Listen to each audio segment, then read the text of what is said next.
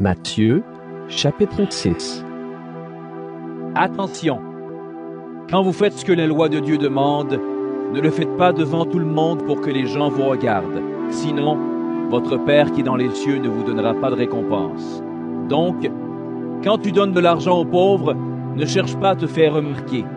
Les gens faux agissent ainsi, dans les maisons de prière et dans les rues. Ils cherchent les compliments des autres. Je vous le dis, c'est la vérité, ils ont déjà leur récompense.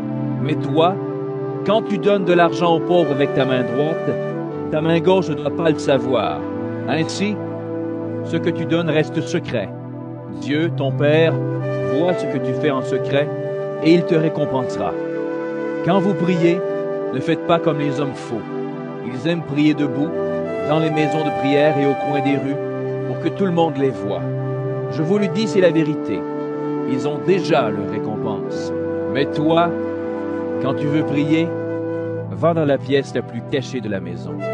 Ferme la porte et prie ton Père qui est là, même dans cet endroit secret. Ton Père voit ce que tu fais en secret et il te récompensera. Quand vous priez, ne parlez pas sans arrêt, comme ceux qui ne connaissent pas Dieu. Ils croient que Dieu va les écouter parce qu'ils parlent beaucoup. Ne faites pas comme eux. En effet, votre Père sait ce qu'il vous faut avant que vous le demandiez. Vous devez donc prier de cette façon. Notre Père qui est dans les cieux, ton nom est saint. Fais que tout le monde le connaisse. Fais venir ton royaume. Fais que ta volonté se réalise sur la terre comme dans le ciel. Donne-nous aujourd'hui le pain qu'il nous faut. Pardonne-nous le mal que nous avons commis, comme nous pardonnons à ceux qui nous ont fait du mal. Et ne permets pas que nous soyons tentés, mais libère-nous de l'esprit du mal.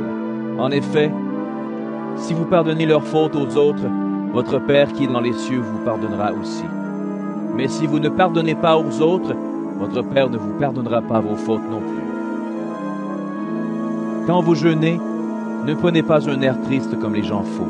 Ils changent de visage pour que tout le monde voie qu'ils jeûnent.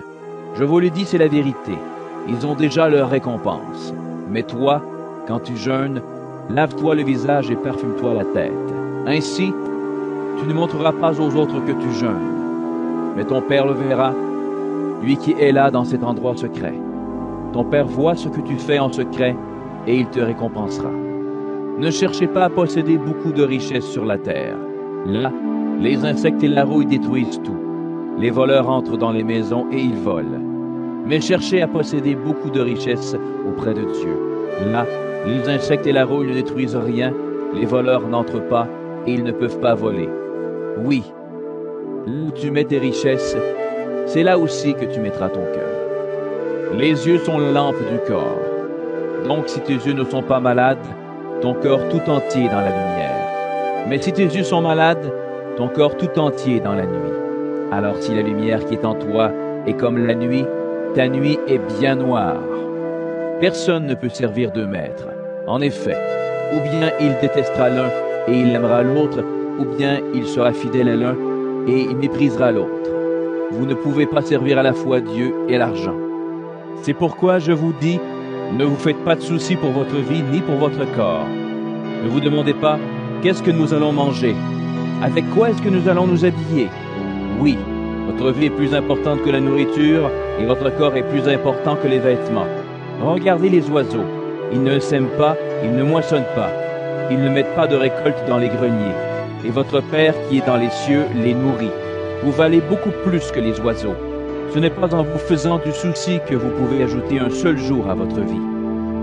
Pourquoi alors vous faire du souci pour les vêtements? Observez les fleurs des champs.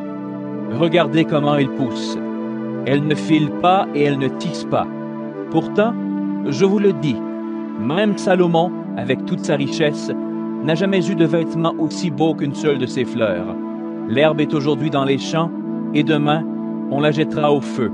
Et pourtant, Dieu l'habille de vêtements magnifiques. Vous qui n'avez pas beaucoup de foi, vous pouvez être sûr d'une chose, Dieu en fera au moins autant pour vous.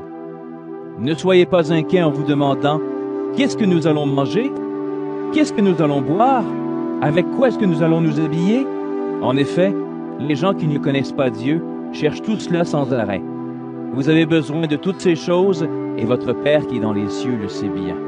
Cherchez d'abord le royaume de Dieu et ce que Dieu demande. Il vous donnera tout le reste en plus. Donc, ne vous faites pas de soucis pour demain. Demain se fera du souci pour lui-même. La fatigue d'aujourd'hui suffit pour aujourd'hui.